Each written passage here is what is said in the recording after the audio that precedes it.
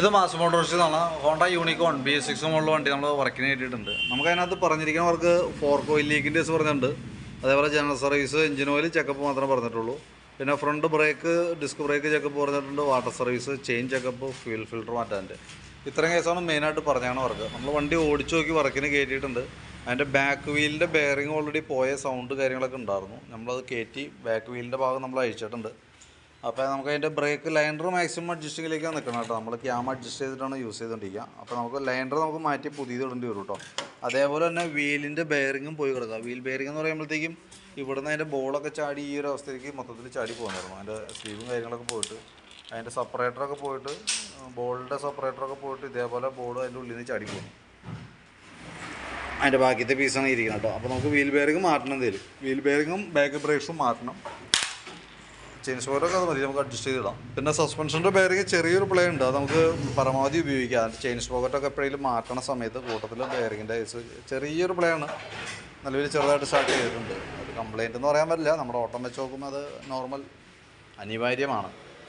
പിന്നെ air filter മാറ്റുന്നുണ്ട് കേട്ടോ. എയർ ഫിൽറ്റർ എന്തെങ്കിലും മേടിച്ചിട്ടുണ്ടല്ലോ, അപ്പോൾ നമുക്ക് മാറ്റിയിടാം. ബാറ്ററി അത്യാവശ്യം നല്ല ബാറ്ററിയാണ്, 2025 ബാറ്ററിയാണ്.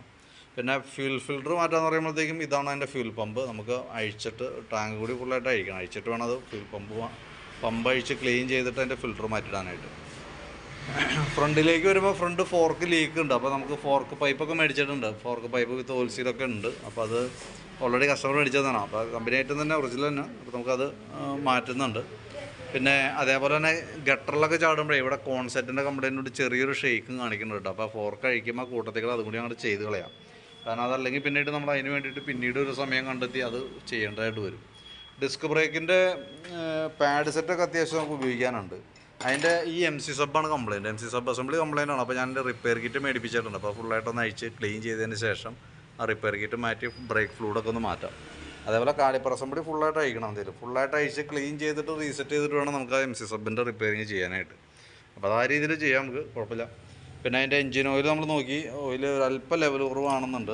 ഇവിടെ നോക്കുമ്പോൾ സ്റ്റിക്കിൻ്റെ ഏറ്റവും അടിയിൽ ഒരല്പം ലെവൽ കുറവാണെന്നുണ്ട്. അപ്പോൾ ഒരു 200 മില്ലി. അപ്പോൾ അതൊന്ന് ജസ്റ്റ് ടോപ്പപ്പ് ചെയ്താൽ മതി. ഓയിൽ നല്ല വില. പിന്നെ ഇപ്പോൾ സ്പാർക്ക് പ്ലഗ് ഒന്ന് അഴിച്ച് ക്ലീൻ ചെയ്ത് റീസെറ്റ് ചെയ്യണം. ശരിക്കും എയർ ഫിൽറ്റർ മാറ്റുമ്പോൾ കൂടുതൽ പ്ലഗ് മാറ്റിയിടേണ്ടതാണ്. അത് ജസ്റ്റ് ക്ലീൻ ചെയ്തിട്ടാലും മതി, കുഴപ്പമില്ല. അപ്പോൾ ഞാൻ അതിൻ്റെ ഏകദേശം ഒരു എസ്റ്റിമേറ്റൊക്കെ ആക്കിയിട്ടേ അതിൻ്റെ ഡീറ്റെയിൽസ് വാട്സപ്പിലേക്ക് ഇട്ടേക്കാം. അതിനകത്ത് കുറച്ച് ഐറ്റംസ് മേടിച്ച് തന്നിട്ടുണ്ട്. ഇപ്പോൾ ഫ്രണ്ട് ഫോർക്ക് പൈപ്പ് ഓയിൽ സീലൊക്കെ ഓൾറെഡി മേടിച്ച് തന്നിട്ടുണ്ട്. പിന്നെ അതേപോലെ തന്നെ ഫ്യൂവലിൻ്റെ ഫിൽറ്റർ, MCയുടെ റിപ്പയർ കിറ്റ്, ബാക്കിയത്തെ കുറച്ച് വർക്ക് കൂടി ചെയ്യാനുണ്ട്. അതായത് നമുക്ക് കോൺസെപ്റ്റ് മാറ്റേണ്ടി വരും. അപ്പോൾ കോൺസെപ്റ്റ് നമുക്ക് എടുക്കേണ്ടി വരും.